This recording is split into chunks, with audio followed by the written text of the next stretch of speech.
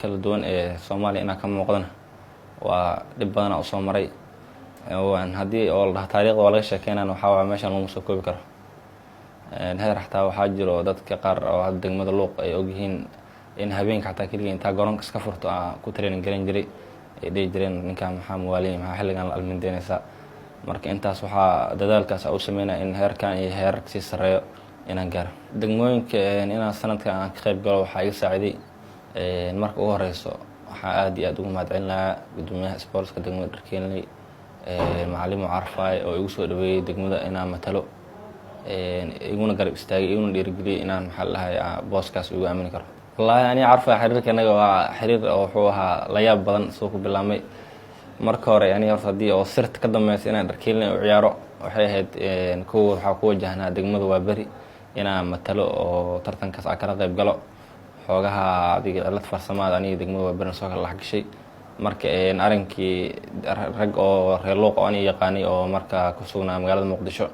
ayaa marka Carfaay ogeysay in oo aan jiro arinkaas si marka Carfaay asagana si degdeg ugu soo xiriiray isla markiina tigid oo soo sameeyay WhatsApp igu soo diray aan ku imaaday magaalada Muqdisho markiina tababarka hore aan ka qaatay wallahi horta reer Luuq waxa waa rag sportska jacayl oo laaciin badan ay ka soo baxeen sida hadda taqaanay kabtanka hore Soomaaliya Ciise waa meesha uu ka soo baxay degmada Luuq wali ciyaaryahan hadda oo tartankan ka qayb galay oo degmada Luuq ama gobolka Gedo gaar ahaan ka ciyaar ma jirin maalin dhaxdaas safar yar oo gaaban tagay waa anaaba isla yaabo sidii la soo dhaweeyay ma isdeen sana lagu soo dhaweeyay xaflad weyn la qabtay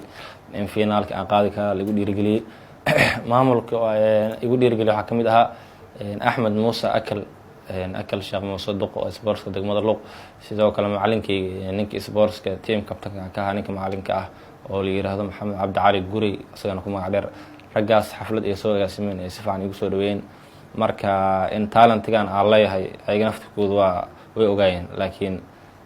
in aan meeshan ka soo muuqan karo ay baalkiina kubadda cagta waxa ogtahay step way qofka markii uu degmo ciyaaro haddana waxa waaye gobol ku xigo haddana team ku xigo marka ay qofka wuxuu marka rajeynaa hadhow in la dhaani kan wuxuu soo ciyaari jiray degmadaas wuxuu ka soo ciyaari jiray meeshaas wuxuu ka imaaday meeshan ani marka hadda qorsheyga ugu weyn waxa waa hadda inaad team ku weyn sida hadda team badan oo hadda oo hadal sameeyay inaad team ugu fiican oo anina isdhii kara booskii kale ku biiro si markaas ay u sii fududaato dad qaranka ku matali lahaa wallahi wax weyn ay ka dhigantay in qaranka Soomaaliya fanaanada xirto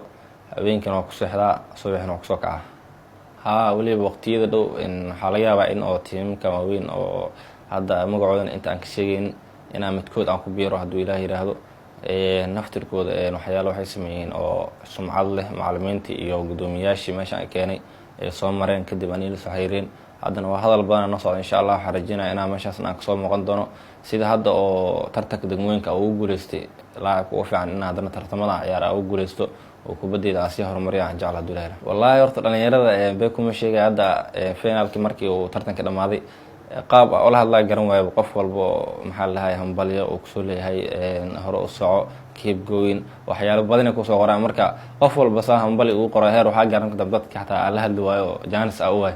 marka waxa leeyahay dhamaantiin hambaliyadeen intii oo hambaliyay inta hambaliyay gaartay dhamaan waa in ka qaba